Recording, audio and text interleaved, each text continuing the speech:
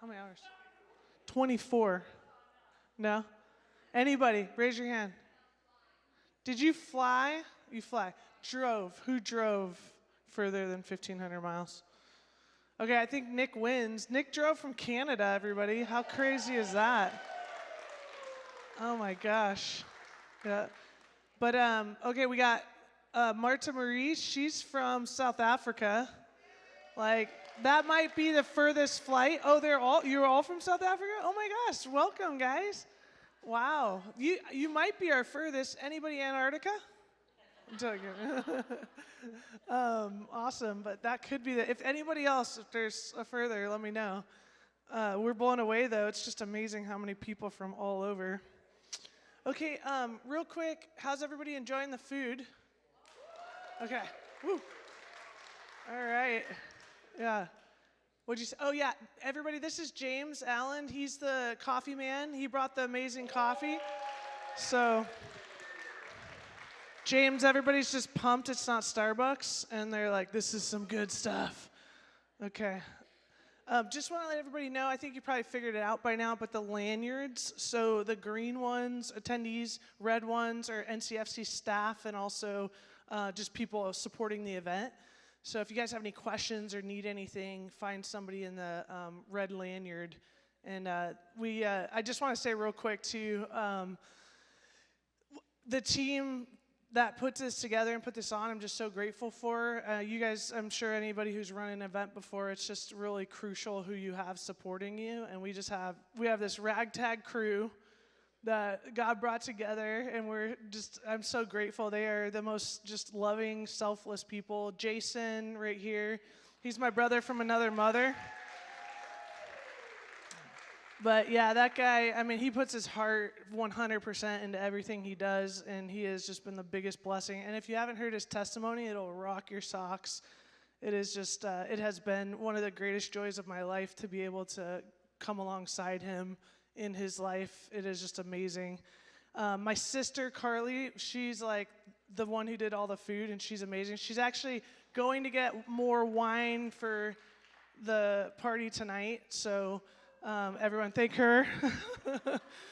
So, yeah, and then we have Brian right here, Brian Kraftcheck. So, guys, God hooked us up with him. We met him in Oklahoma at the Transfigured event there. And then we just connected, and Brian became family. He's in Georgia. We're in Orange County. And he's like our family. Like, we do everything. Brian's part of it. And so it's just so funny how God works. We were all laughing about it. Kron's like, it's actually really weird. Like, we have this church in Orange County and Brian, you know?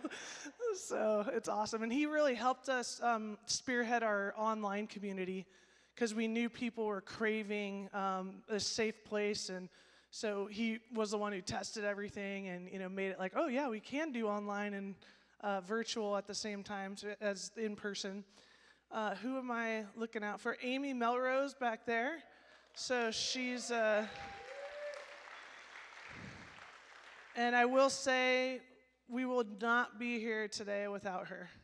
So there were multiple points of time where Amy helped continue pressing forward into all this. So yeah, maybe just give her a little thank you and just let her know. So I'm looking around. My husband, John, I know a lot of you probably met him. He's got the green shirt. There he is. Yay.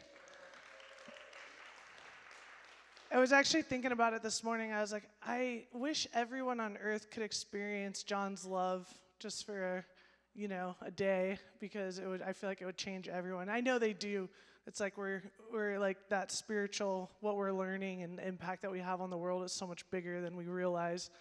But man, John's love has just changed my life. So if you haven't met him, take some time to get to know him this week. He would love to get to know you.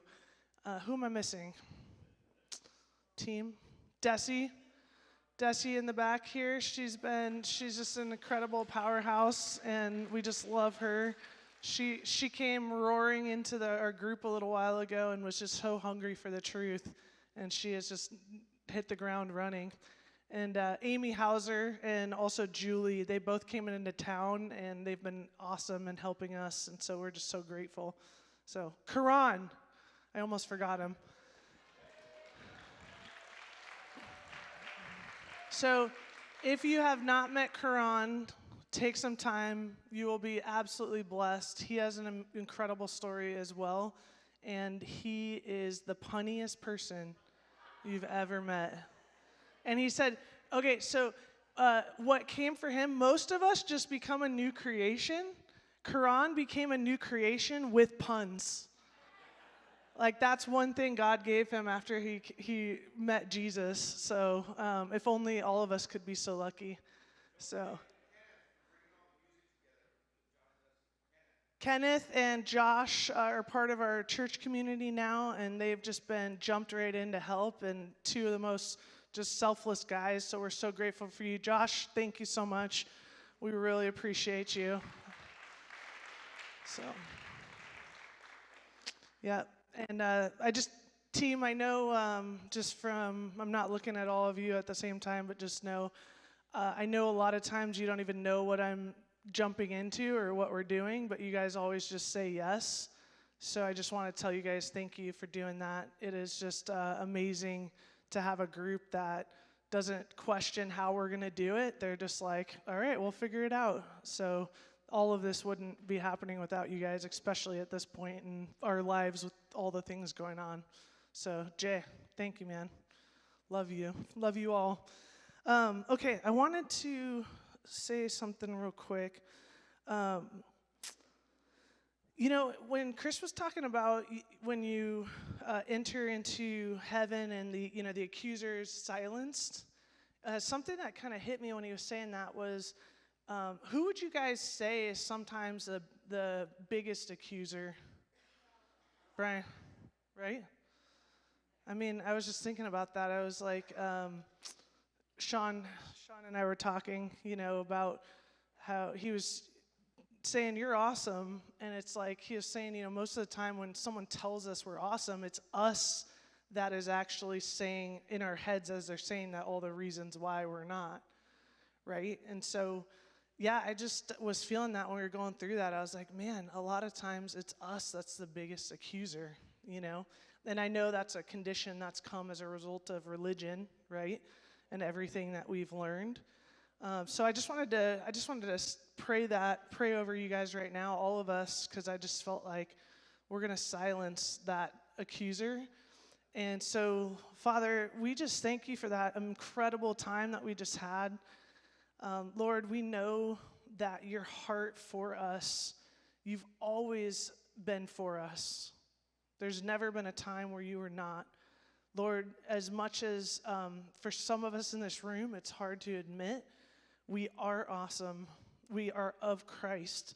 We came, Lord, we are of you through and through.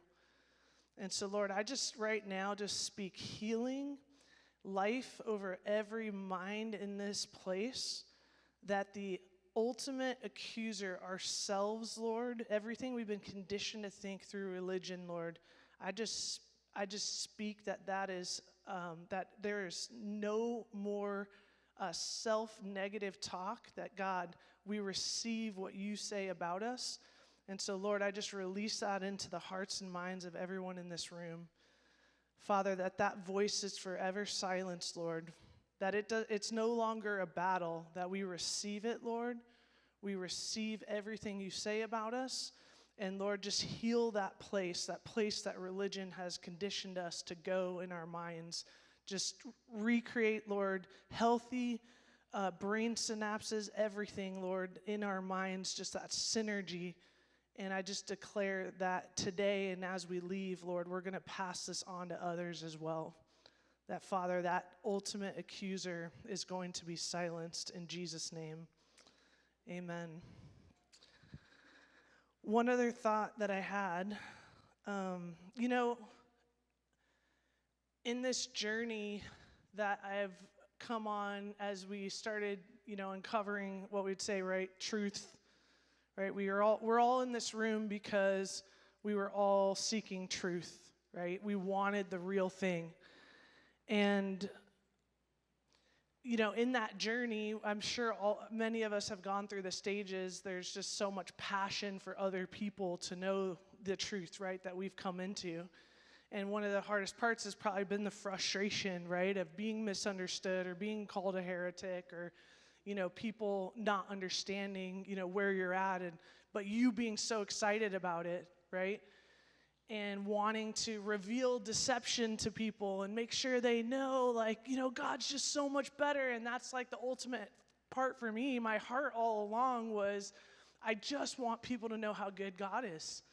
It's like I've tasted and seen, and I feel like we're just, for me, I feel like I'm just scratching the surface, but it's like, I know he's so much better than I could ask or imagine, because there's so many things that have happened that I just can't wrap my head around. It's too good, right? But one thing I realized, and I was talking to Mike Parsons a little bit about this, is, I'm very passionate about eschatology. That's one thing for me, is I always just never understood the pessimistic eschatology. I was like, wait, we have the God of the universe who's incredible, who loves us. How could this end bad? Right? No, God has given us everything we need for life and godliness. There's only up from here, right? And, I spent some time really trying to reveal the deception or whatever it was, right? But what I realized and what the Lord showed me is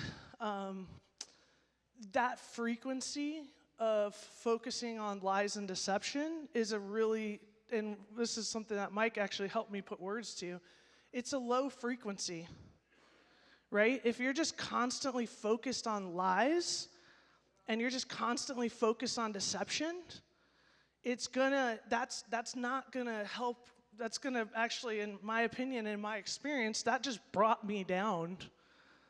It was when I focused on the truth.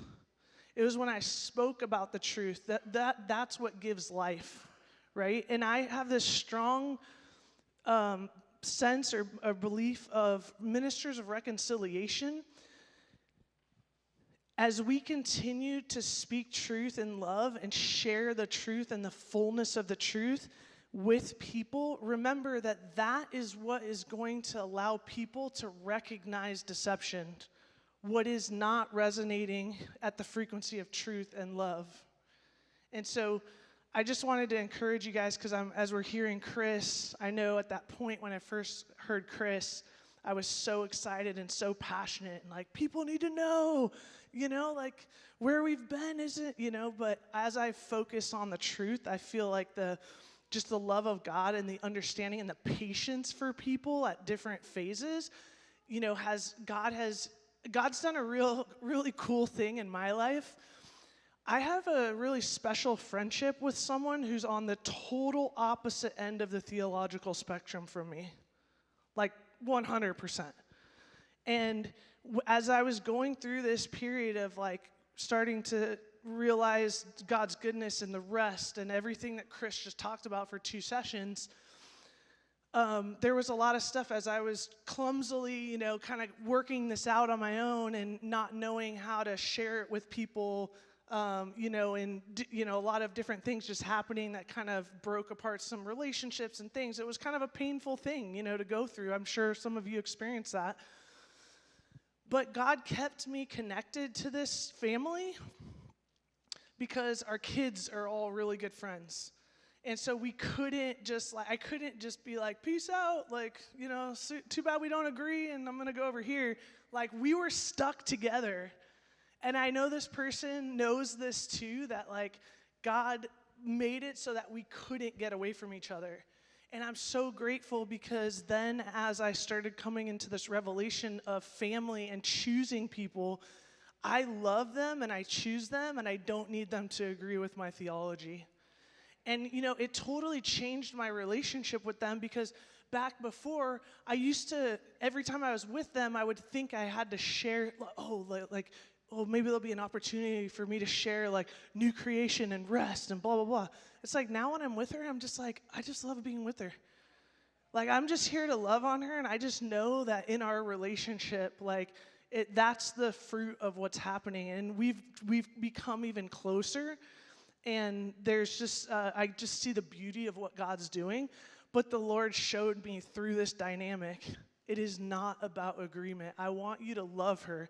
And I kept saying, okay, Lord, what do you want me to share? And he's like, I just want you to love her. I just want you to love this family, right? And so I just felt like I should share that with you guys because I know that a big part of what we're moving into is really going to be that factor. It is going to be that we're walking and resonating in the truth, and we allow that to just have its way in the earth, right? That we know, just like Marty was just sharing a story with me. She's starting to tap into this, and the Lord is starting to show her. You didn't even say anything on that airplane. You literally just governed your soul and your body. She spoke peace, she spoke shalom, and she told her soul and her body essentially, like, submit to the Spirit. And she saw repercussions with the people on her row and in the airplane because of what she put out in that moment.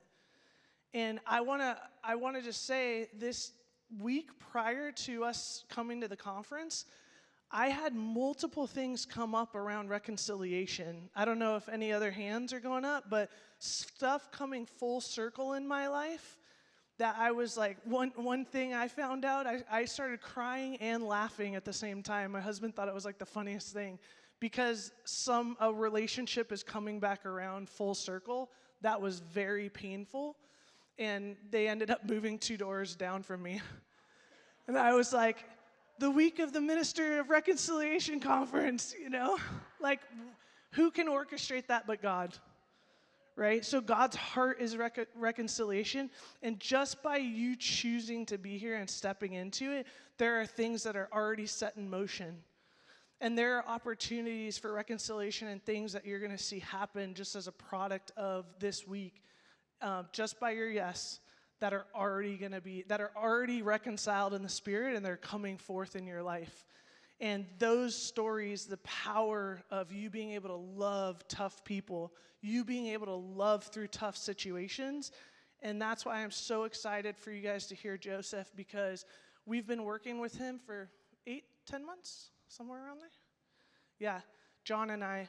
And God brought him into our lives at such a strategic moment as we were starting to learn how to build family. But Joseph has made such a massive impact in our lives and helped me step into something that's one of the hardest things for me, is I had a lot of relational fear because I had a lot of brokenness in my family. My dad left when I was 10. So there was a lot of fear for me relationally, and stepping into healthy relationships and believing and choosing people, right? And Joseph has helped us walk that out. So I believe what he and Chris are bringing, what us three are bringing, all of you are bringing to this conference, you're going to see fruit come out of this like you've never seen before. And I truly do believe this room is going to be a part of what Chris was talking about, the safe place, that place for God to land everything that's happening, the blueprint of heaven is going to fall on you because of the work and the yes that you're putting in right now. And that work is, be it unto me according to your word, right? So without further ado, I just want to bring Joseph up. Joseph Wilson, everyone.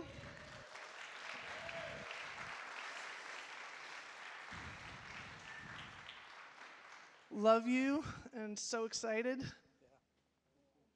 Thanks. Yeah. Okay. All right. Hello. It is so good to be here. I just want to start off just by honoring the house and honoring John. Don't know where he is. He's left.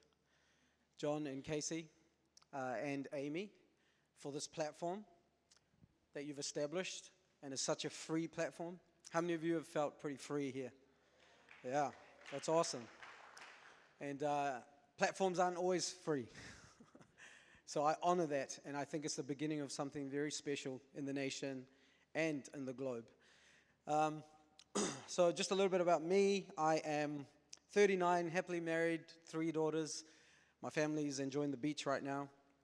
And I was like, man, what do I say to a room full of people who already know so much, right? We got some amazing people in the room right now, you know, and I'm talking to you, not about the person next to you. I'm talking to you. And it's really important that we start understanding that all of creation is groaning, not for a son or a group of sons, but for all the sons. All of creation is actually groaning for you to step into what you were always supposed to be. And so that's really a big passion of mine. I just want to start off just by sharing some of my journey. So I grew up in India, and I got taken to an Anglican-style church, but old school pipe organ. Any of you been to churches like that? Yeah, altar boy, all of that kind of stuff. So I'd get taken to church, and I'd see people singing from hymnals, and they're singing joyful songs, but they look really sad. And it didn't make sense to me, right? And so growing up, it was just something we did on a Sunday, and I got taken to Sunday school and vacation Bible school in India, you know. When I was 11, we moved to New Zealand, and the church religion continued till I was about 17 or 18, and then I had enough of just doing the thing on a Sunday. So I started to party and club and enjoy life. That's what I thought life was. And when I was 22, I got invited to a Pentecostal church. And I remember walking into this church freaking out because the lights were dim, people were smiling, people were dancing. I was like, are you allowed to do that in church? Right? And the worship team, they looked drunk on the Holy Spirit, but I was convinced they were drunk on something else. Right? So I'm sitting there all skeptical. Then the pastor laid hands on some people and they fell down. Now I'm convinced something's wrong. So I'm thinking, I need to test this guy out. And as I think that, he's like, oh, there are some of you in the room and you don't think this is real. Come forward and I'll, you know. So I'm like, that's me. As I'm getting up, the guy that drove me there starts freaking out. Like, we got to go, we got to go, we got to go. And he's my drive, so that's me left, you know. I left church, and the next 6 to 8 weeks, I have the most number of doors open for me to do dumb things. I hope you can understand what I'm saying. It's like all these doors start opening. Come on, come on. And so June 8th, 2008, I had partied all night. I was still kind of drunk from the night before. And for some reason, I decided to drive to this church. Okay, don't ask me why, but 45-minute drive. I'm sitting in the back seat. And I'm like, why are you here? What is wrong with you? You should be sleeping, you know. And this girl starts singing in tongues, and something happened in my body. I sobered up, and I freaked out. And suddenly God just starts to show me my childhood. And then he was like, I was with you the whole time, you know. And I'm like, I understand that. Then he shows me my clubbing days, all right? And the things that I did. I hope you can understand. These things, he's like, I was with you the whole time. And that started to really mess with my theology. Because I'm like, how could you be with me through that? And so I'm trying to run away because I'm crying, you know, and we don't cry. Tough men don't cry. So I'm trying to run away. But as I'm leaving, I'm just feeling this invitation of love. And so out of me just came out this old King James language, you know. Show me you're real and I'll give you my life, you know. Language that never comes out of my mouth. And over the next month, the church that I got saved in was like a real revival-focused church. Gemstones, jewels, angel feathers, deliverance. It was all the shebang, you know. So I got saved right into this crazy culture. And I spent my first 4 years testing out all of this in my job. So I used to be a door-to-door salesman. So I'm the annoying guy that knocks doors and sells people cable TV in New Zealand. And my pastor would say, lay hands on the sick and they'll recover, you know. So I laid hands on the sick. I saw them recover. And I had like 4 years of Bible college happening, right? But 4 years in, there was like an affair that happened in the church, and it really broke me. It broke me because I was shocked that you could have supernatural signs, wonders, these miracles from God, and then have something like that happen. So my heart broke once, but then watching how people respond to what happened crushed me. How many of you understand what I'm saying? And I was so crushed, I started to ask questions. How many of you understand the institution doesn't like questions? So I started to get in trouble for asking questions. Then I was introduced to a concept of church split, right? I had no idea what that was. I was introduced to that I'm trying to split the church, and it was a real hard time for me for about 4 years. And in 2017, I remember going upstairs. My wife was asleep. I got into bed, and I was so heavy. I was lying there. I was so heavy, just trying to hold it together, and my wife wakes up from her sleep, puts her hand on my chest and says, Are you okay, honey? And as soon as she did that, I just broke, I'm just like, I'm done. I'm done with ministry. I'm done with people. I'm done with everything. Let's move to the farm. Let's enjoy our life with Jesus. Nothing to do with other people. And during that time, I had this amazing encounter with Jesus on the beach where I went through a door exercise, right? And there's so many different ways that we walk in through this realm, like what Chris just did, which was awesome. And we'll do more of that this session. But I see Jesus, and he's coming at me, and as I see his eyes, like all my issues that I'm trying to bring up to him are not there. And I'm trying hard to bring them up, and they're not there. And then he grabs my hand and starts dancing around this beach at the water. And he's just singing this word over me, mariachi, achi, achi, mariachi, achi. And as he's doing this, like I'm feeling like something's happening. I'm rejuvenated, I became new. And so I ended up with a group of people, there was 15 of us, and we started to do family together. So I know this was a long story, but I'm taking you somewhere. When we started to get together, most of these guys in the group didn't know how to share their heart. I'd like to submit to you that in most settings, even in something like this, the leaders don't necessarily know what people are really thinking. Are you with me? Because we don't really have a safe place all the time to say it. Is this okay? Okay, I'm just checking if I overstepped some lines here. So we sit around a table, and they're all waiting for me to teach, and I'm like, no, you share. What's going on? And it took about 6 months for people to freely start opening their mouth, right? In the first month, I had one guy take me outside at the end, kind of rebuking me, right? It's like, what are you doing? I didn't come here to listen to these people. I came here to listen to you, The church indoctrination, the training that we've had. Like, you have something no one else does. I've come to listen to it. I'll take what I want, and I'll go home. But what was happening was God was like, hey, can you create a place where everyone can be seen and known and heard and felt?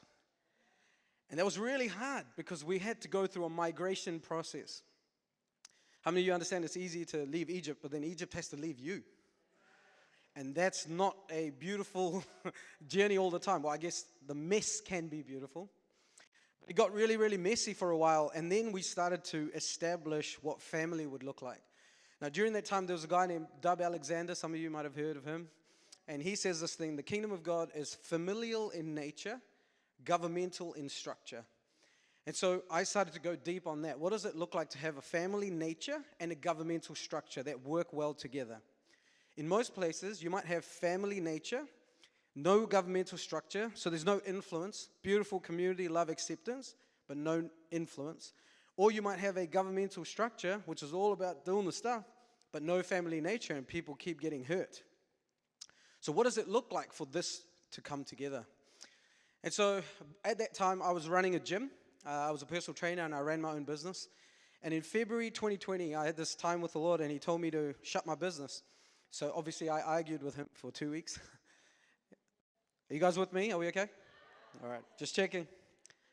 I hope it's not my accent or your accent. But so after fighting with the Lord for 2 weeks, I shut my business down. And on the last week, COVID hits. Level 4 lockdown. New Zealand was shut. So I'm like, okay, what do you want me to do? And that was where this whole conversation around purpose, mobilizing the body into their purpose, how all of you have a unique design, a divine design, and we are all waiting for you to walk in that. And it's super necessary. You're super necessary. That journey began, and so I launched this thing online, and a lot of people came into my space. And through that, a lot of them were like, hey, are you going to start a church? Are you going to start a church? Are you going to start a church?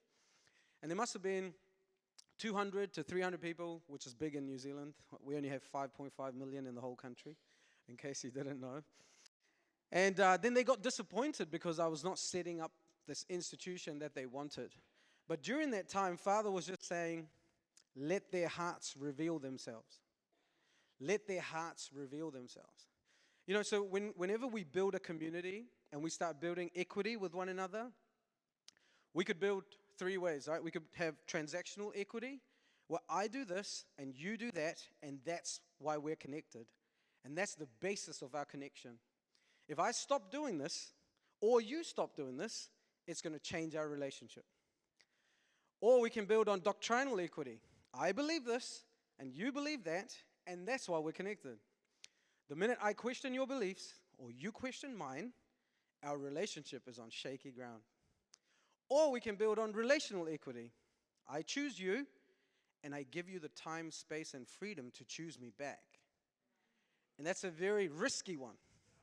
Because I choose you, and I give you the time, space, and freedom to choose me back. And that requires me to know who I am. Right? And in all the interactions, a lot of things get revealed in us. Are you with me? So Jesus comes, and he's got these disciples. They don't really have a transaction to give him, and they definitely don't understand doctrine the way he has it. But he's like, I choose you, and I give you time, space, and freedom to choose me back. 3.5 years later, they still didn't really choose him back. So he's like, okay, die, come back. Okay, I'm going to give you another chance. Because love always hopes the best, believes the best, and never gives up. Are you with me? So that kind of family can't be broken. That kind of family can't be broken. So since then, we've just kind of established, we got about 50 to 60 people. It took 4 or 5 years to have a place where people just loved one another, where they weren't going to meet because we did a weekly Bible study. They weren't going to meet because we had the latest revelation. They weren't going to meet because miracle signs and wonders were happening. They just chose one another. In the last 6 months, the stories that I've heard of how so-and-so paid for someone's rent without being asked. They just found out and they solved the problem. How this person drove 6 hours to help someone, right? And they didn't have to. They chose to. Suddenly starting to see the fruit of family. Organically, the groups have started to grow. Can I tell you, like Jesus said, he will build his church. He does a great job of that. We're just called to love one another as he has loved us. And because we've not set this frame that heaven can land on, we've tried to make things happen and make things happen. We've paid a price we never needed to. Are you with me? Is this okay? Are we good? So during this time, I was like, I'm very impatient. Okay, I'm much better now. Well, I was very impatient. I'm like, God, this is slow. We could have been hundreds big already and had so much influence or perceived influence. And at some point, we have to make a decision whether we want to do this thing generationally or not. Whether you want to be part of building something that's much bigger than you. Something that's going to keep running long after you're done here on this side. Do you want to be a part of that, you know? And so I believe that every person is called to carry people. Now, whether that's 3 or 5, right, or 7, 9, whatever your number is, your magic number. But to carry people in such a way you are like the Father to them. We must decide whether the kingdom of God is a bunch of Navy SEALs or a family. If we're a bunch of Navy SEALs, then we're looking for the strongest, the ones that survive. And that's what church structure has been like till now. That's why 10% of people do all the stuff. Maybe 15, right? They carry everything and the rest are just along for the ride. But if you look around in this room, I can guarantee most of you have been through some crazy heartache. Would you agree? How many of you have been through some crazy pain and you could have easily quit? Yeah? That's a lot of people here, most of you. But for every one of you, there might be 10 or 19 others that didn't make it. Now, if we're Navy SEALs, we're only as strong as our toughest people. But if we're a family, you're only as strong as your weakest link. You're only as strong as your baby. John and Casey just had a baby, and joyful Jared now is running their home. Little baby that can't talk, just by the nature of love, is now going to consume all of their decision making. They could do tons of things, but they're always going to consider Jared first. That's what happens in a family. So if we're a family, the way we do things would change. And we would start to make room. You know, in New Zealand, there's a culture of saying church family, you know. We like to put church family so we can separate it from family. Now, what's church family? Almost family, but not quite. I give you a little, but not quite. Here's my line, you know. Are you with me? And it's really hard to do family with 10 and 12 and 15 and 20. You can't. You won't have that bandwidth to give them who you are. So if you imagine in this room, we got 80 people all carrying 3 or 5 and walking with them. And by the way, when I say walking them, I don't mean lording over them. I don't mean bossing over them, telling them what it's like. But just like a parent would walk with the child, assist as much as needed with the goal that one day the child will need you. If we were to do that, that would change this place. Are you with me? And so one of the things that happened on this journey was I ended up connecting with a guy from Iran. And Iran has this underground church that's exploding. And this guy used to hack into Zoom. He had to hack into Zoom. He had one letter, which was M, that was his name. And he'd hack in, and we would have conversations. And he was sharing with me the training that they do in Iran. So in Iran, they don't tell people about Jesus, right? So what he said to me was, we never tell people about Jesus till Jesus shows himself to them. I was like, what do you mean? He's like, oh, Jesus shows himself to them. Then they ask us, who's this man? Then we tell them. That's how they begin the journey with him. They have so much trust that God is who he says he is, and Holy Spirit is great at doing his job. So it blew my mind because that started to open my framework, right? Like the church that I got saved in, that was my agenda. Like, I'm the love of God, yes, and I'm going to take you to a prayer, right? You know the prayer? Yeah, some of you forgotten the prayer, which is good. Well, I'm like, I got to get you to say the prayer, man. You know, and this guy's like, oh, no, we just have a conversation. Then we tell a story. And then we ask them, if there was a God, what do you think he's saying? So he shared the story with me. Is this okay, by the way? I'm just kind of flowing with this, right? So he shared a story where they had a small group and they invited this lady and she was a prostitute. And this lady comes in and they're reading Genesis 1, right? All creation stuff. And then they just ask questions, like, what do you think this passage is saying? So this lady's answering questions, and then the second question was, what does this say to you about mankind? And she says, this says to me that we are very purposefully made, that God thought a lot about us before making us. Then the next question was, what does this say to you about God? And she's like, well, God is very masterful as a designer. He is so good at what he does. Then the last question was like, what do you think God is saying to you through this passage? She starts crying. Right? They're just having a discussion. She's crying, and she's like, he's saying to me, I'm too valuable to be a prostitute. I should leave this job. Right? You don't need a pastor to be pulling you up on everything you're doing if we got space for people to engage God, you know? So anyway, next week she leaves a job, gets a better job, comes back, and then she's like, who's this person talking to me? And her introduction to God was hearing from him, obeying him, and seeing him in her life. And that became normal for her from then on. So I just share that with you because God already has a plan. You're part of it. And you get to walk out that plan with him. Isn't that good? Yeah. So many places I can go here, but I'm just really excited because I think something very special is happening all over the world. And I feel like God is bringing people that have been through the fire in their own life, made choices that nobody else has seen, walked through hard times, and he's bringing everyone together because something amazing is about to open up. And I'm not just saying this like the next great thing. I think this was always the original thing. Maybe we've just taken a while to come on board. Are you with me? Okay, so I wrote down some thoughts, and it looks like I've covered a lot of them.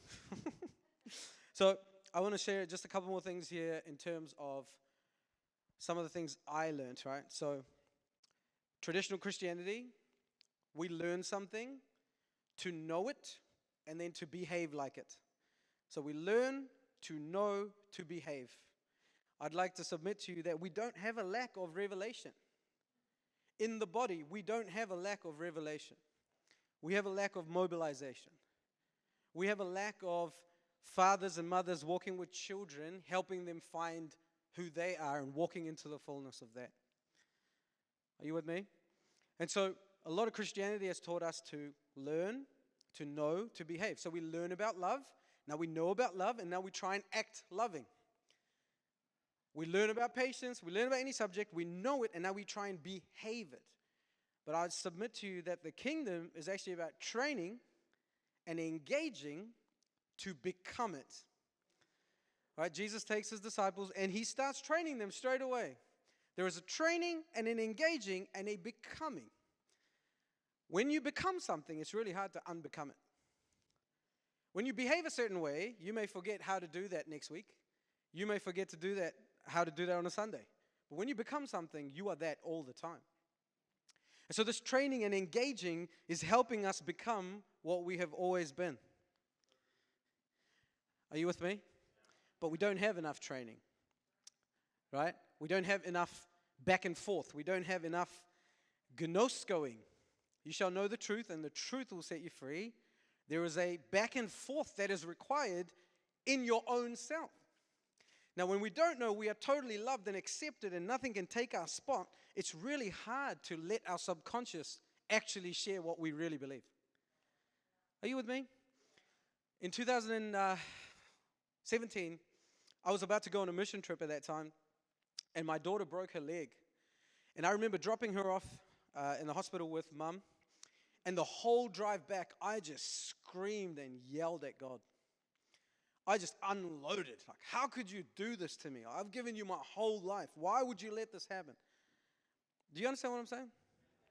Sometimes I say that and people are like, how could you say that to God? And we forget, like, when your heart's saying it, you already said it.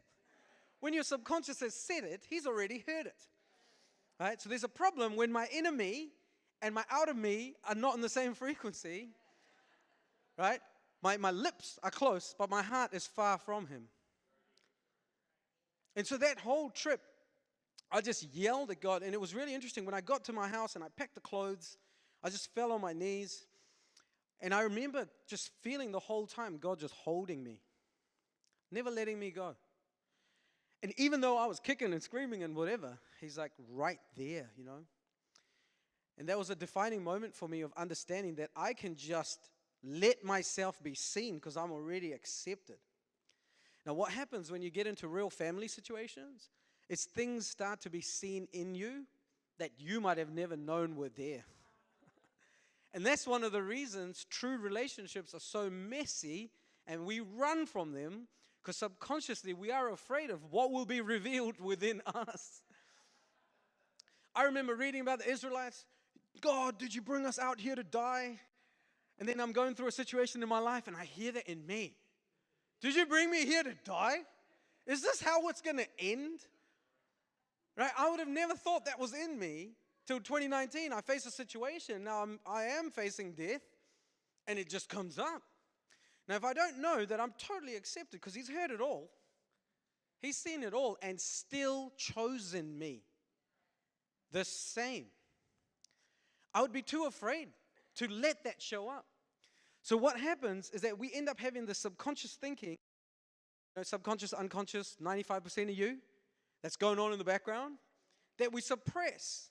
And we try and engage the fullness with the 5% consciousness, wondering why things aren't shifting. And you become the double-minded man that can expect to receive nothing because he's unstable in all his ways when you're not willing to let that subconscious actually show up. The number of times I've had to be like, man, God, are you really that good? I mean, I know you're good, but are you that good? Right, last week, something went down, probably one of the hardest things in my life to date. And I was holding my girl, and I was just weeping uncontrollably at my love for her. And I remember going home that night, lying on the bed, and I'm like, God, you love me like this? You love me like this? Right, and then obviously I'm like, well, obviously my love for my daughter and God, who is love, his love for me is another dimension. But I started to see how much more there was of, man, you love me like this? And it's so transforming to just sit in that love. Are you with me?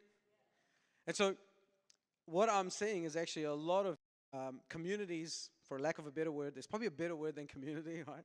Like family, but that's obviously overdone in many ways. But seeing these families and communities come together where people start to wrestle this out within themselves as they choose one another.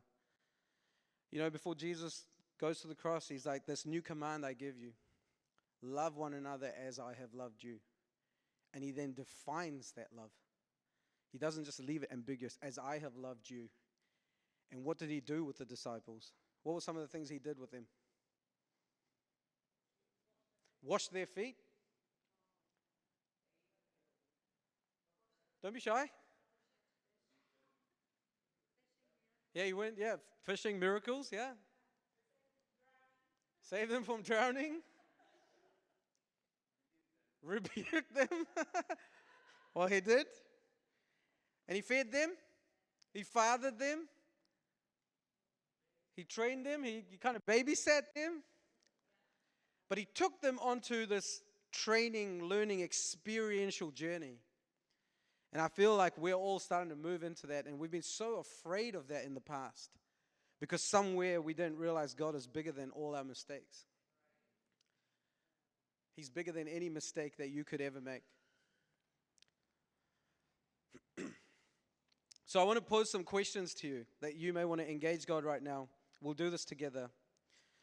Okay, I want to pose this question to you. So if I can get you just to close your eyes, and we're going to ask this question. Father, who are the people you have called me to carry? Who are the people you have called me to carry?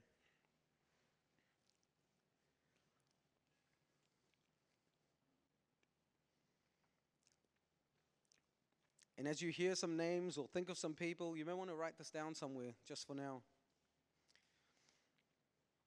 Who are the people you want me to carry?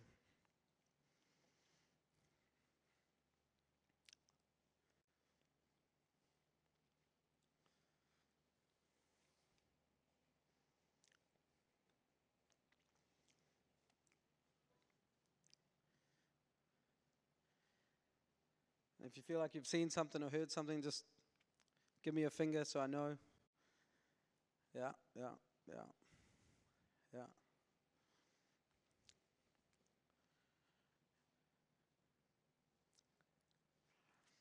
You're going to love all, you're going to walk with all, but then there are some that you are called to carry, that you will demonstrate Father to. And it probably will get messy. And you'll have many opportunities to leave them and run. It's interesting when you're building communities how many times the first thing we feel to do is to run and isolate. To run away from family. So we'll go 30 more seconds. Who do you want me to carry in this time?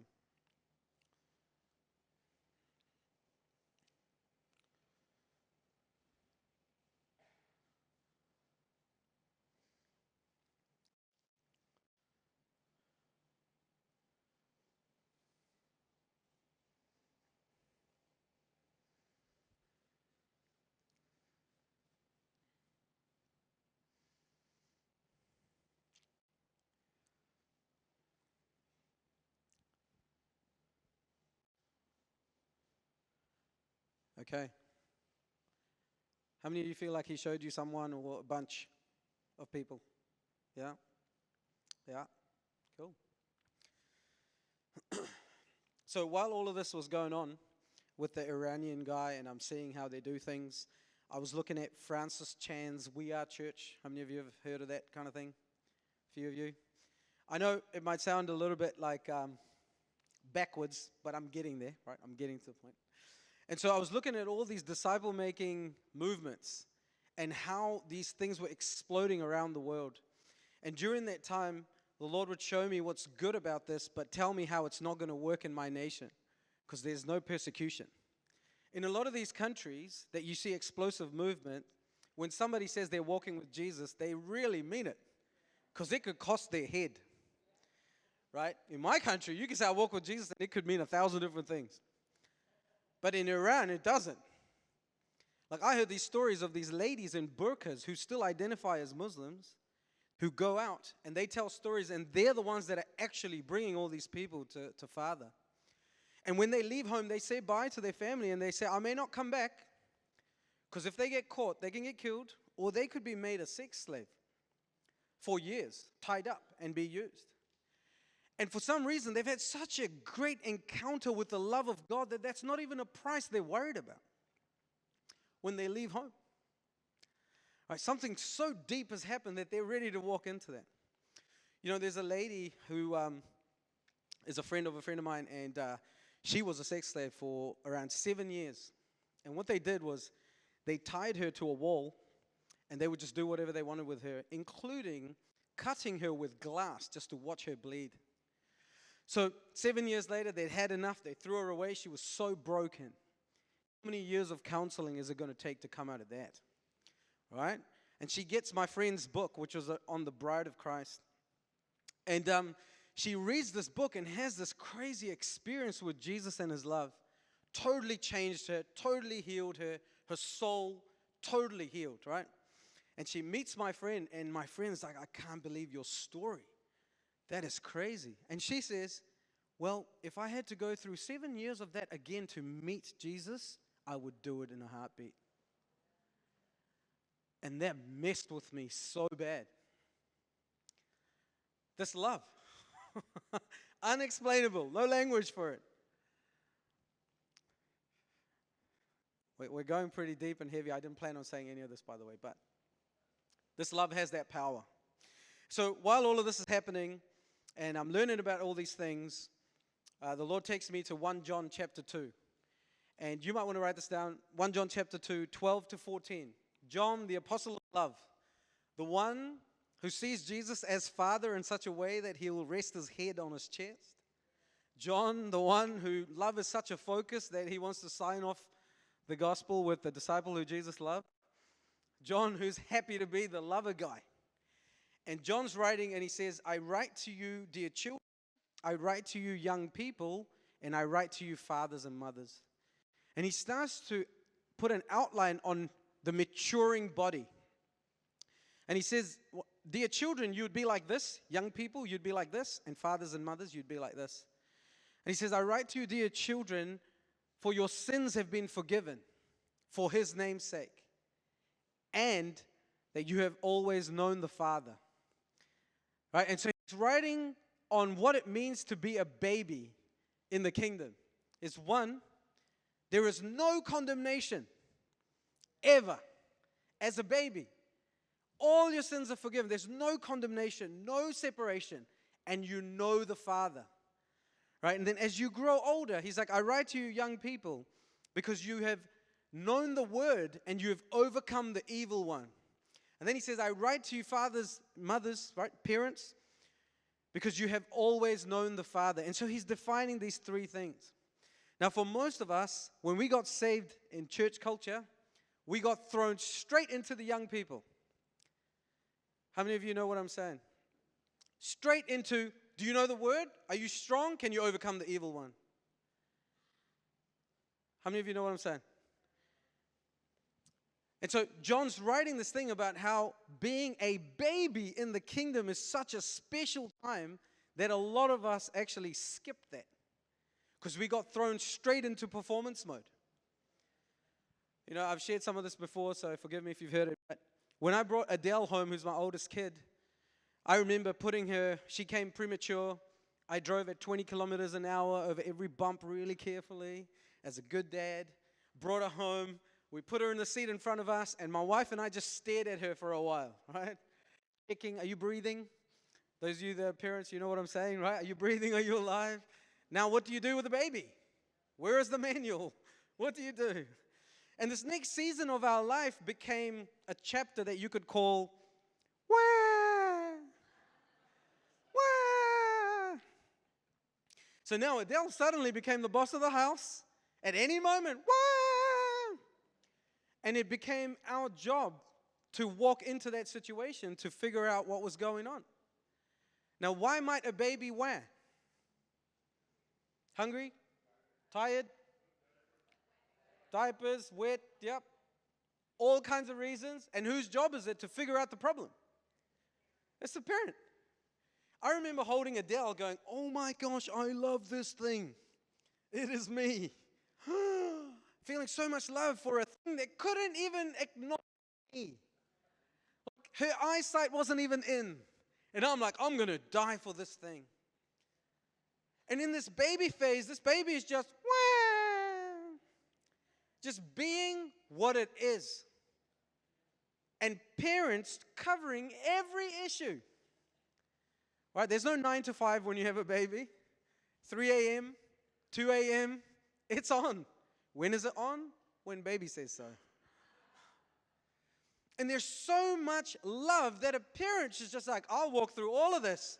Not just once, I'll do it again. Some of us do it 5 times, 6 times. Right? So much love that we walk through this. Now, what happens in the first 3 years of a baby's development, that baby is forming 85% of its worldview in that time. So that baby is learning what the world is going to be like in that first 1,000 days. And so I noticed that Adele would, wah, and then we'd come, we'd try and solve the problem. We'd troubleshoot our 15 issues. Finally, even after we solved the problem, she'd continue, wah. She's traumatized from the issue. Right? And then she'd calm down. And a few months later, wah, we'd come start solving the problem, and she'd stop crying. Then a few months later, wah, she'd notice we've come, and she'd stop crying. And then a few months later, wah,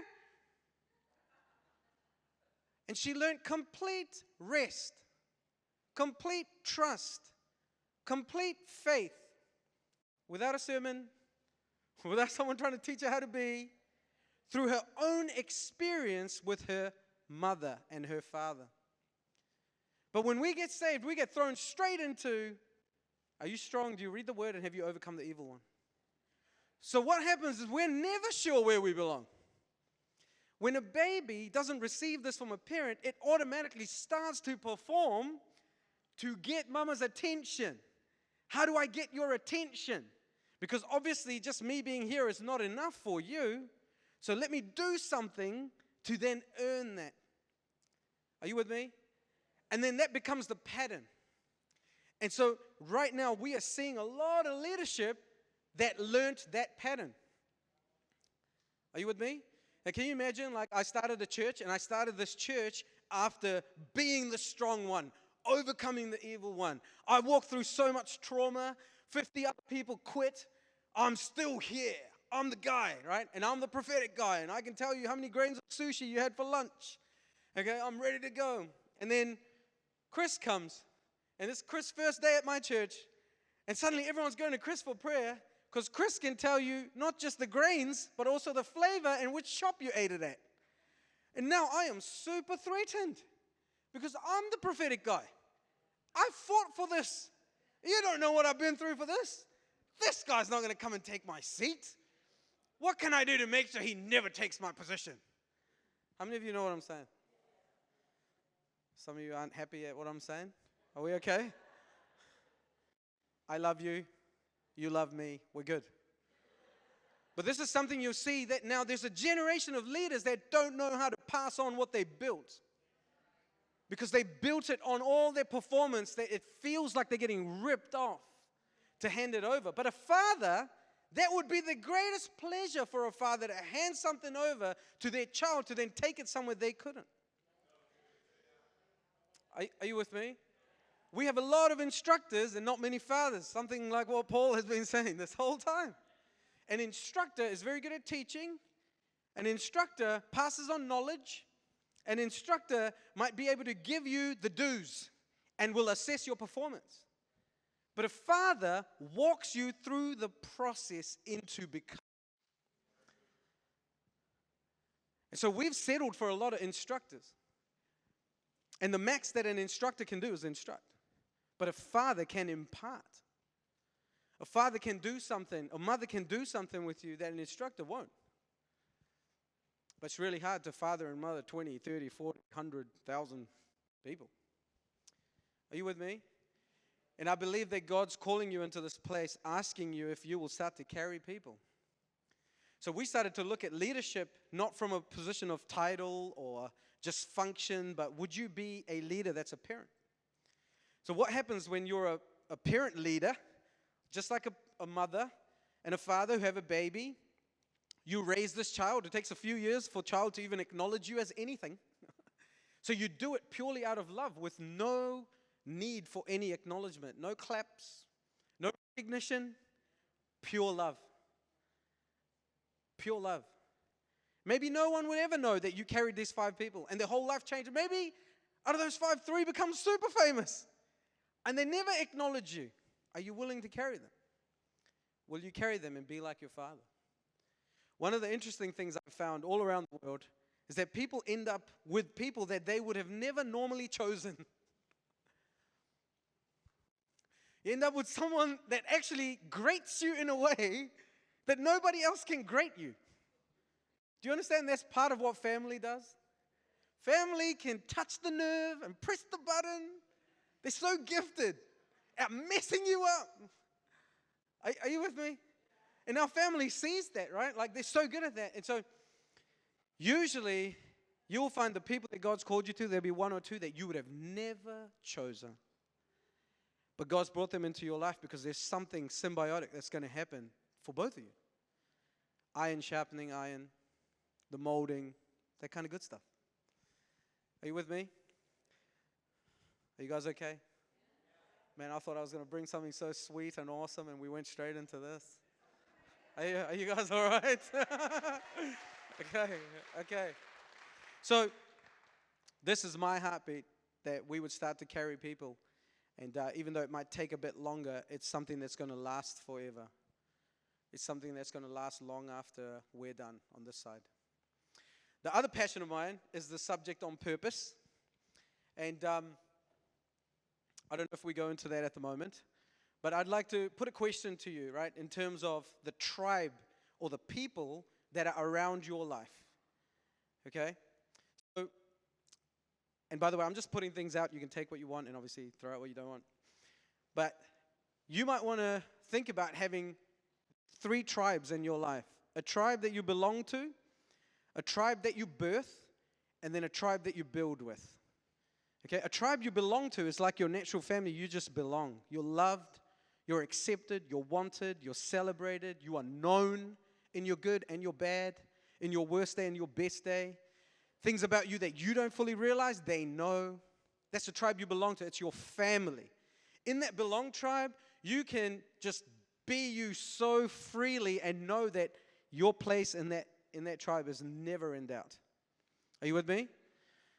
Then you have a tribe that one day you'll birth if you haven't already. And a lot of you have already birthed a tribe. And in that birth tribe, it's like you're like the parent.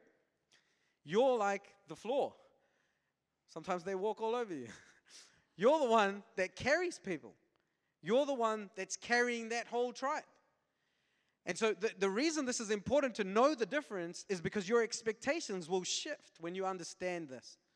I have different expectations of my 38-year-old wife as opposed to my 9-year-old daughter. That doesn't mean I love one more than the other. They're just at different places. But when you don't understand this, you start having unhealthy expectations in places and you get disappointed. And there's a lot of pain, unnecessary pain that happens. So the tribe that you birth, you're like the parent. You carry these people. You walk with them. And then the tribe that you build with, these are people on the same path as you. They're doing their own thing, right, in their own lane, but similar path. And you exchange notes. And you're there with each other like peers. You can encourage each other. You can walk with each other. We all need these 3 types of tribes to have a healthy outlook on what's happening with us. So I want to ask you this question. Do you have a belong tribe? And I want you to think about this. Who's your belong tribe? Is this a tribe where you know you are accepted no matter what? If you ended up starting a brothel, like Chris gave that example, starting a brothel, slaughtered a cow, went to prison. You're in prison, and you call this tribe. Are they there to bail you out? Are you going to get a sermon first? Are you going to get a sermon and a week before they bail you out? Is anyone coming to bail you out? I had someone ask me, man, who's your covering? Who's your covering? That's the favorite question, in the institution. Who's your covering? And it's quite interesting now looking back. My covering there's 12, maybe 13 people who will take a bullet for me. I'm happy for them to be my covering. If I'm stuck overseas, they will look after my family. They will feed my family. They will look after my family like I would. I have an amazing covering.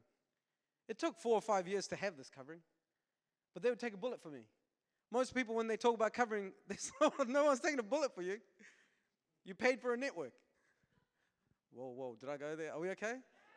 Is this okay? You can have a covering where people actually will cover you with nothing that they want in return. That's a family, a covering. So do you have a tribe that you belong to? And please, there's no condemnation here. We're just exploring, because after this you can pray and start to move into these tribes. Father's going to bring you people in the kingdom. The greatest thing, the most important thing to the king are his people. Are you with me? Are we okay? All right, so who's your belong tribe? I want you to think about that. Think about the craziest thing you might do. Can you call them? Would you call them? And would they be there? Would they be there for you? Would they walk through that for you? And you might want to write some of this down, some names. It'll help solidify something for you. At some point, when you start going into family, there is a mutual understanding and a conversation that would happen. One of the things I see happen all the time is people just step into assumption. Like, oh yeah, we're there. And you don't want to assume. You know what they say when you assume, right? Do they say that in America? Okay. Then you know what. So when you start assuming, you start having unhealthy expectations of something you never communicated. Right? So when you're going deeper with someone, you will get the opportunity to split. You will get the opportunity to part ways. You will have a moment where you can have division, you know. And so these families that we're talking about, we choose each other through that, past that. So do you have a belong tribe? Second question, is there a tribe that you have birthed already? Now, some of you already have started groups and churches and mentorship groups, and this is your tribe that you've birthed. You've birthed this thing with Father. But some of you have this in here and you haven't birthed it yet. How many of you feel like you've already birthed your tribe? 1, 2, 3, 4. Okay. How many of you feel like there is a tribe in there and you know it should be birthed, but you're afraid? Come on, you can tell the truth. Okay, we got 4. Okay. How many of you are like, there is a tribe in there and I don't know if I want to birth it ever? How many of you are like that? Okay, and how many of you are like, I don't know if there's a tribe. I don't know if there's a tribe. How many of you are like that? Okay. And some of you don't want to raise your hands. No worries. So the interesting thing about understanding that there's a family I belong to, and I have a certain rest and peace there, and I learn a certain way there, but then when I'm birthing something, I learn in a whole different way.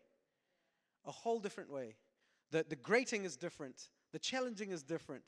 The showing up of Christ in me is different. You know, and then obviously a build with tribe. So a build with tribe are people that are actually walking alongside you, not a collaboration.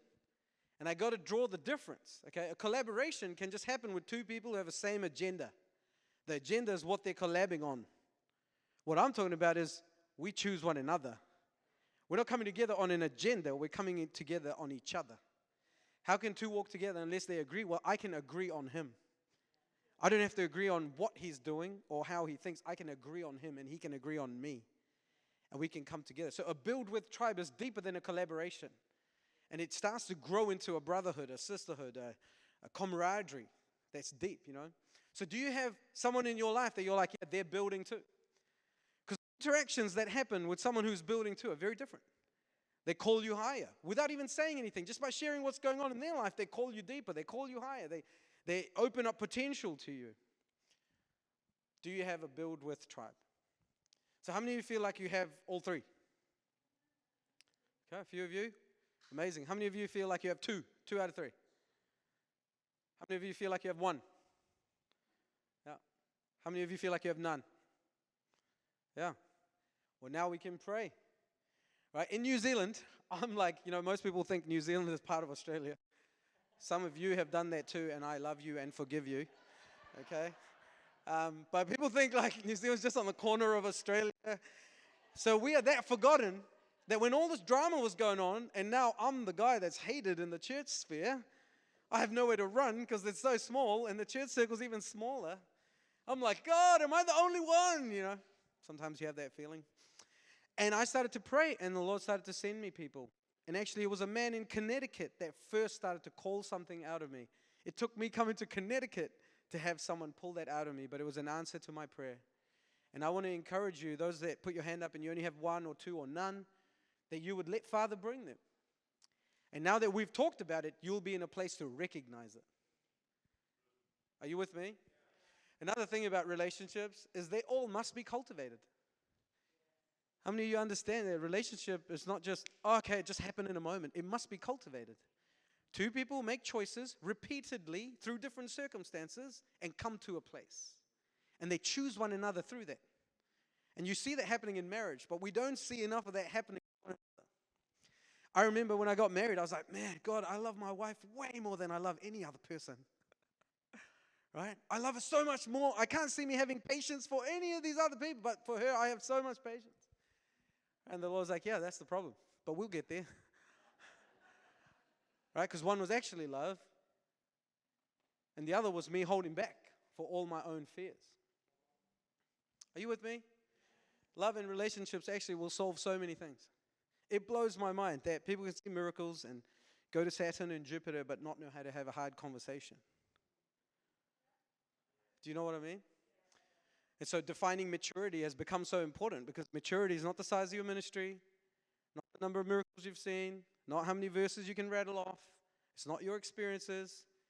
Maturity is Romans 8:29, predestined to be conformed to the likeness and the image of His Son. How much are you like Jesus? Now, we are already positioned in that place, and our soul is learning to live from there. But maturity can't be defined by all these other things that we've used in the past. Maturity can't be defined by how many miracles have you seen. So I'm just going to blindly trust anything you say. Maturity can't be defined by how many people know your name, so you must be holy. Right? In your actual walk. Are you with me? And so this maturity thing becomes really interesting because, like Chris was saying, we have an inheritance. We're not working for wages. We're not in performance mode.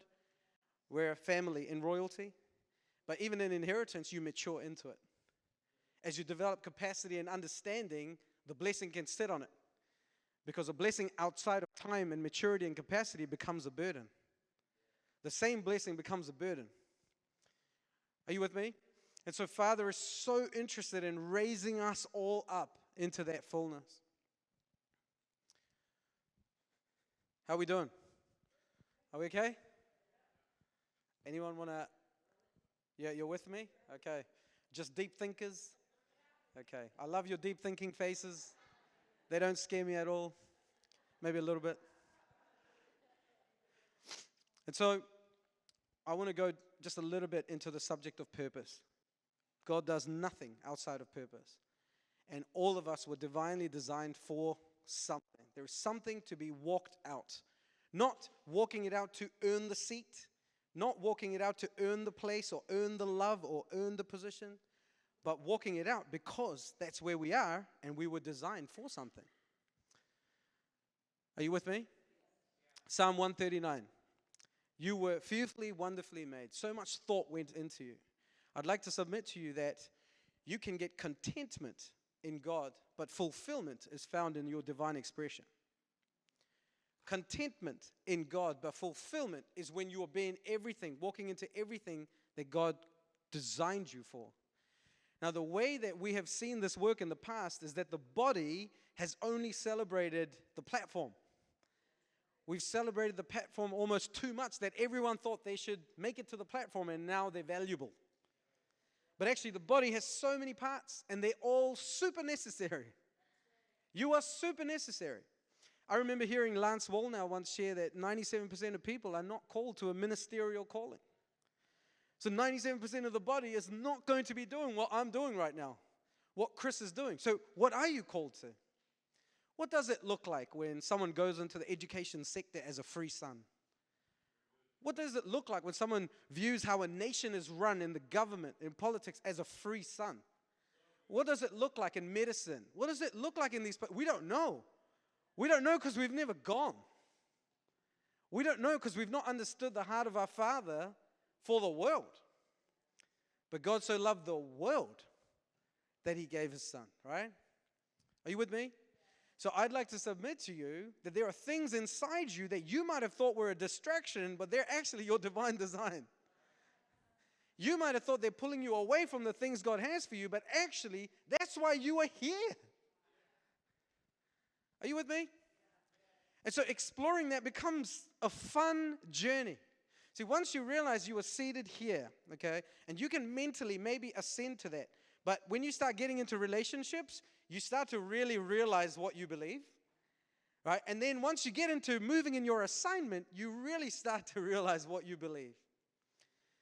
There are people that would say they're very safe and comfortable if they were to minister to people in a church setting. But the minute the Lord tells them to write a book, put their name on it and publish it, suddenly this other fear shows up, and they may start to realize, actually, I get a lot of my validation from people's opinions. Now, if they'd never explored their assignment, they wouldn't get a chance to see what was always in there. Are you with me? And so this becomes really important on our journey to be able to understand. All right, and I want to give you a framework. Purpose equals I am. It's not a formula, just a framework. Purpose equals I am. It's who I am. It's not what I do. But the I am is identity, assignment, maturity. Identity, assignment, maturity. So what's the identity? Yeah, who are we? Sons of God? Beloved sons of God, right? An assignment, little tasks, and I'm simplifying this for you. You'll see what I mean soon. Little tasks that Father has for you, that you have been appointed to and anointed for to walk out. You don't just have a family to sit at and stay around your dining table all day, right? You don't have children to just stay at home all day. They have a life to live. And these assignments are there for all of us. And as you engage this assignment, your maturity is revealed. You get to know where you're really at, and you can grow in that. As your maturity grows, your understanding of your identity grows. And as that grows, the assignment changes. So here's David playing the harp, enjoying Father, right? He knows who he is in God, enjoying his assignment. His assignment was to look after sheep. Yeah, sheep. Jesse's sheep. Okay, Jesse, the dad who rejected him, didn't really have time for him. His maturity is revealed because he's excellent and diligent in looking after someone else's stuff. And then we see David go through the cycle where his next assignment becomes, what's your guess? King? There's a lot of steps before king. King Goliath, a lot of steps before Goliath. And I'm submitting to you right now as we explore this that we all go running looking for Goliath. David never looked for Goliath. When you start walking with Father, you stop looking. You will stop looking. You know, there is a difference between desire and want. In the kingdom, we move on desire. We don't move on want. By nature, having a want means I lack, but you lack nothing. The Lord is my shepherd, I shall not want. So we don't move on want anymore. We move on desire, but this world has taught us to move on wants. So sometimes we come to the Lord with a lot of wants that aren't actually our true desires. And we're playing a game we don't even want to play, and we don't even want to win. Are you with me? See, in 2012, I joined this coaching thing with a guy, and he was a fitness coach, and he was going to teach us how to make money, you know, and it was a crazy lesson for me to learn, but he was trying to motivate me with these things, and he's like, what's your favorite car, you know? And at that time, I'm like, okay, a BMW X6, black on black, you know, look like Batmobile, yeah. Okay, get that car and put it on your, your screensaver and all that stuff. And like 2 days in, I'm like, this doesn't motivate me. I don't care about this car. This doesn't drive me. This is not a desire of my heart. This is a want that someone's put in here thinking it's going to satisfy. It's a fake game to play. And I'd like to submit to you, some of you, that you've been chasing after these wants, you actually don't desire them. Because if you desired them, they'd be there already. And this is why when I stop conforming to the pattern of this world and let my mind be renewed, but I can't be renewed if I don't stop conforming to the pattern of this world. And the pattern of this world is do to have so you can be. But when God made man, he was like, no, be, do, and have. But the world is like, no, do, have, to prove that you are. Are you with me? And so when Jesus has this encounter with Satan, it's like, hey, do this, right? And you'll have this, and then prove that you are. And so some of us are still playing the pattern of this world, and we're wanting heaven to land on that. It can't land on that. Are you with me? Is this okay? Are we good? I totally lost my train of thought there. Can someone remind me? Where was I? David, assignment. Yeah, so we don't go running around looking for Goliath. Okay? David had no idea he was about to meet Goliath. So here's David just enjoying God. You know, Solomon, Ecclesiastes 5:20, Solomon is like, and God keeps you occupied with the gladness of your heart. Can I submit to you that if you don't enjoy the gladness of your heart today, you won't enjoy it a year from now, or 10 years from now, or when you meet Goliath, or when you become the king. It's not going to become fun suddenly. It's already here somewhere that he's wanting you to walk into. And so David's enjoying God, enjoying what's in front of him, and then here comes a lion. Right? His assignment shows up, and a bear. Right? And the Bible says that he killed these things with his bare hands. How many of you understand that night he would have gone home and he would have told his mother, a bear came and I killed it. And his mother might have been like, oh, that's cute, David. I don't know if she believed him. I mean, I don't know. Some of you know the story better than me in that sense, right? But he would have, that night, his understanding of who he is in God would have shot through the roof. How many of you know what I'm saying? When you have this encounter with God and an experience where God does something in you and through you, your understanding of your identity shoots through the roof. And so you see him go from a bear and then a maturity revealed and then a lion. And how is this maturity revealed? He's willing to lay his life down. Just like Jesus, who's willing to step in the gap, David's willing to step in the gap. All right, his maturity is revealed, strengthens his identity, and he's getting ready from glory to glory to glory.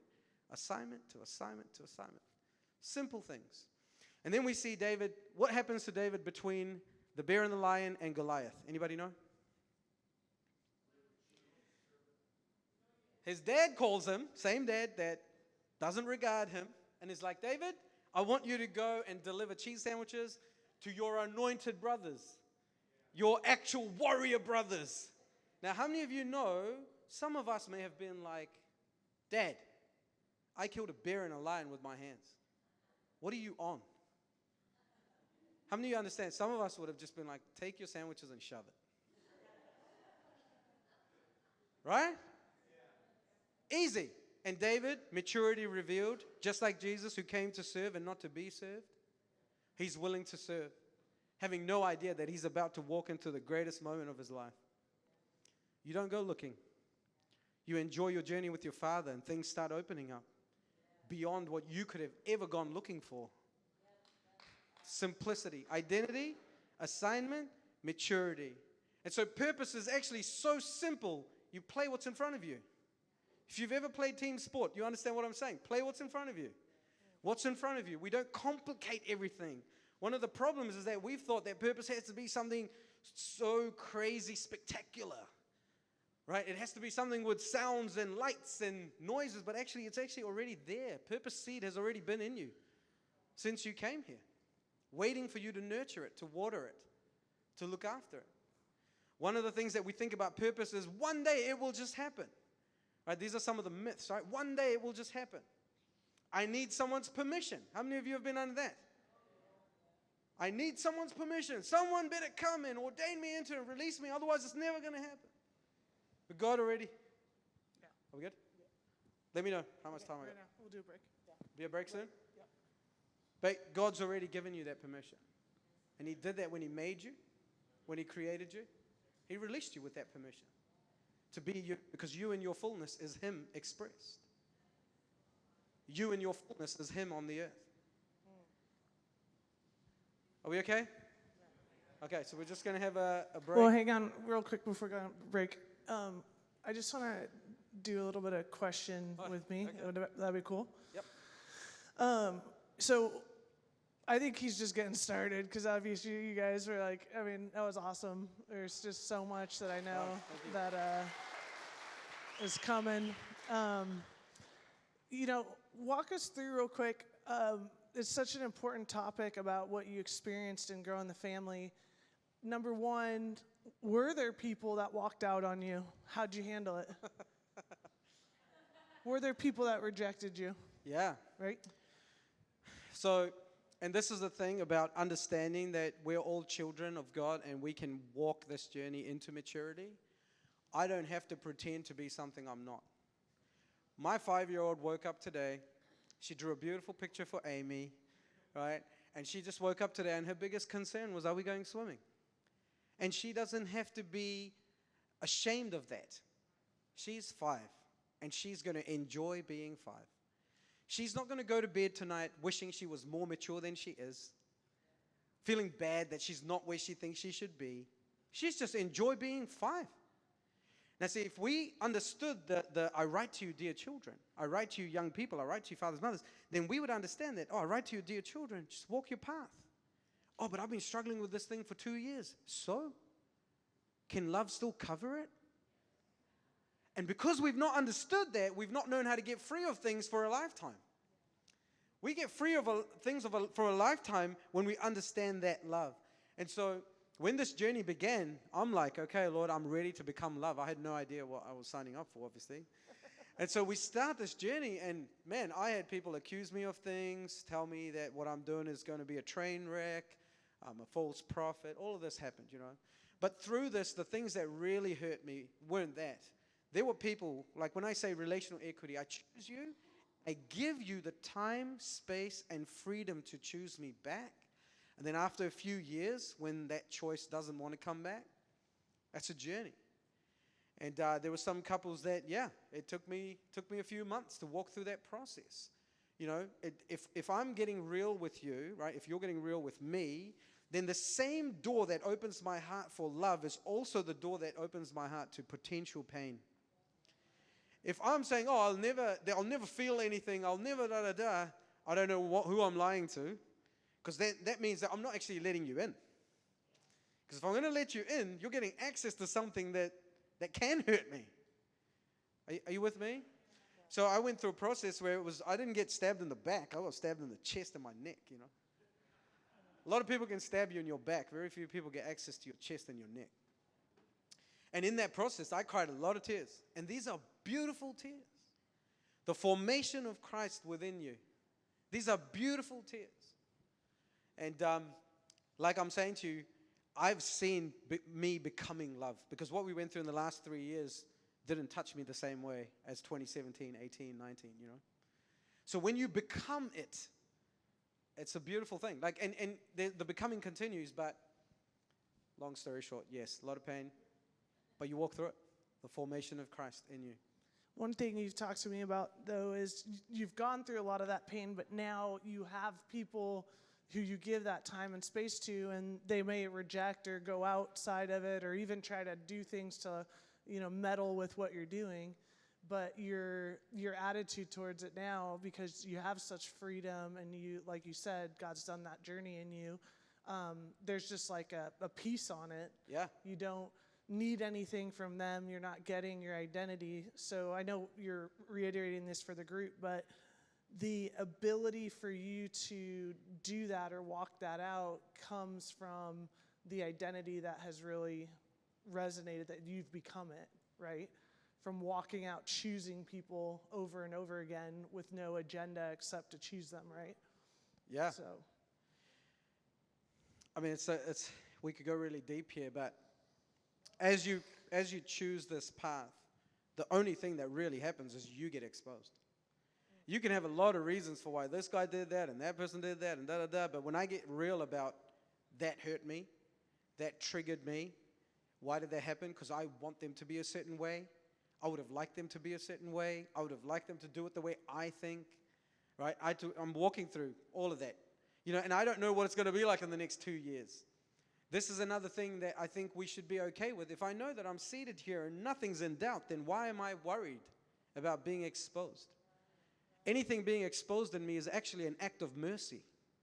It's actually an act of maturity from Father walking me into the deeper. And so as you journey with people, the only person that you're really going to be concerned about is your own heart and your own subconscious mind. And if you're willing to overcome that, you can't be stopped. No person can stop you. A Judas in your camp actually will launch you. Right? Will launch you. Jesus knew what was going on. He walked it out, And so we don't have to protect ourselves. We don't have to play that game. Right? Love sets boundaries to protect other people, not to protect yourself. There are conversations that happen in my home that won't happen around my children to protect them, not to protect mom and dad. And so love starts to form in you, and love is a one-way street. Love is a one-way street. It's not a two-way street. The minute it becomes a two-way street, it's now compromise. It's a deal. It's an agreement. It's not love anymore. Are you with me? So, love is patient, love is kind, believes the best, hopes the best. And this is the part that we all miss. Love rejoices in the truth. When you find a group of people who you can rejoice in the truth with, and it gets messy, and you might not talk to each other for 2 or 3 days. Some of you think that should not happen. That happens in family. What happens in family? I fight my sister, ruthlessly fight her, but when we go out on the street, if someone tries to mess with my sister, I'm the first one in the way. True? Family. It happens. And then you make up and you walk through, and now you have a history that can't be taken. Yeah, I love the, it's been a process or a journey of learning this, like you said, the comfort, but when else would these things, like you said, be exposed? And would you say that most people, it sounds like what you're saying is the reason why most people check out when things get messy is because they're afraid of the exposure. They probably don't even know it most of the time. I don't know if I was recognizing that these things were being exposed as people got closer to me, right? And things that God wants to work out. Like you said, it's iron sharpening iron. But I feel like when I've seen things, a lot of the heartache and the pain of walking through these relational breakdowns for over the years is because we do check out once it becomes messy, right? We're so trained to say, oh, messy means bad, not healthy, but those are the moments where we press in, right? And the reality of the shift comes. And I would say for me personally with this journey, walking through this with Joseph, a lot of times there wasn't even anything I did. It was just a stepping into it, totally releasing it to the Holy Spirit to allow me to embrace and allow the Holy Spirit to surface what was going on and show me. It was like falling asleep to Mike and hearing and in this meditation and all of a sudden waking up and something had shifted. I always say, it's so interesting how there's some times where I'm so wrestling with something and all I do is go to sleep. All I do is go to sleep saying, Lord, I trust you. I know you're going to take care of this. And something shifts in my spirit. And I would have spent weeks maybe trying to figure it out, trying to mull over it, right? And God does it in the night. So it's just so interesting my heart's desire now is the fullness of love. Let's build this family. And it's like the messes are becoming less scary, right? The fear is starting to go the more I step into it. And it's so funny. It's at that precipice. You guys know this, right at the point of breakthrough a lot of times. It's like the moment where you feel like you're just going to say, screw it, I'm not doing this, right? You're about to pull out, that you just take one more step. And it's like the breakthrough happens. And I'm always just amazed at that. I'm like, how does that happen? I was literally just 2 seconds ago about to be screw everyone, I'm moving to an island. It's right in that moment, it's like you just take the one more step and you just trust the Lord.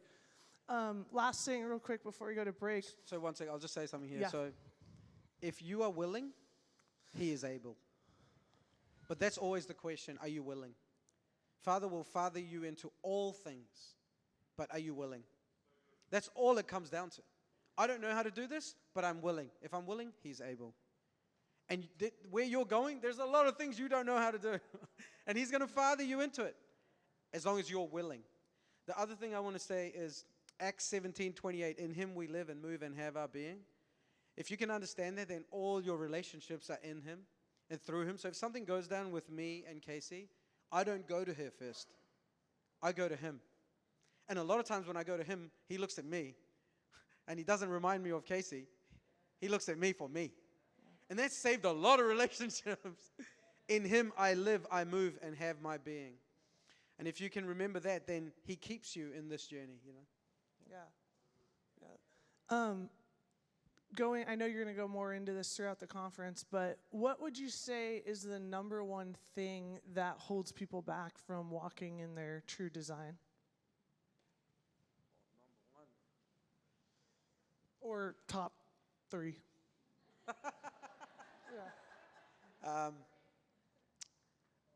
Fear is the first one.